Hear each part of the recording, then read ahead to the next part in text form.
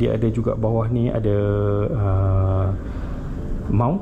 So kalau kita nak letak dekat tripod ke apa-apalah, kita boleh screw, kita boleh letak dia, dan boleh jadikan lantern kalau kita nak hook dia. Okay, nak gantung dalam kemah ke kat mana-mana lah, kita buat aktiviti outdoor ke apa kan. Bawa pergi hiking boleh. Lepas tu boleh adjust, tekan lagi, so dia semakin cerah, semakin cerah.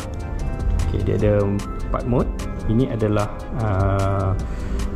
switch untuk kita on repellent ni.